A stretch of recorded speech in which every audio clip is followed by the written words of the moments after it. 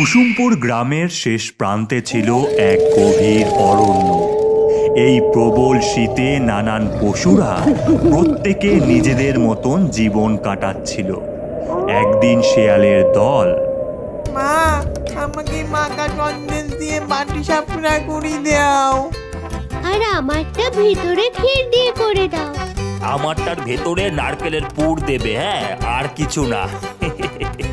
উফ, বাবারে বাবা, তিনজনার তিন ভাবে পাটিসাপটা লাগবে, আর পারা যায় না। ওহ, কাজের বেলা কেউ করার নেই, আর পিঠে করলেই হয়েছে ফরমান জারি করা চাই। এ দিদি, তুই লাল লাল পাটি সাপটা খাবি নাকি সাদাটা? আমি তো গুড়ের খাবো। ওরে, আমিও গুড়ের খাবো, গুড়ের। হা হা হা। ঠিক সেই সময় শেয়ালের বাড়ি থেকে কিছুটা দূরেই একটা গাছে বসেছিল ডাইনি, মামদো, গেছো আর ব্রহ্মদৈত্য। পিঠের গন্ধে মনটা ভরে গেল রে। এই তা বললি, শুধু মনটাই ভরাবি নাকি খাবিও?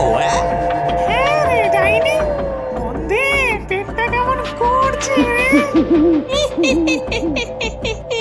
চল তাহলে পেট ভর্তি করে আসি। এরপর ভূতের দল সেখান থেকে উড়ে উড়ে গন্ধকে অনুসন্ধান করে যেতে থাকে।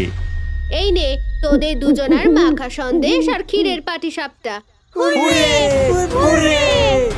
আমাদেরও দে রে। আমরা কি খাবো না পিঠে? খাবো না আমরা। ভূত, ভূত, ভূত। যা যা আছে সব নিয়ে যাও, আমাদের ছেড়ে দাও। ছেড়ে তো দেবই। এই মার সবাইকে। এরপর ভূতের দল এক এক করে শেয়ালদের ঘাড় মটকে দেয়। এরপর ভূতের দল সমস্ত পিঠে খেতে থাকে। কি স্বাদ। হ্যাঁ রে ডাইনি, প্রাণ জুড়িয়ে গেল। অন্যদিকে বাঘের পরিবার মিলে এই ঠান্ডায় চিকেন তন্দুর বানাচ্ছিল।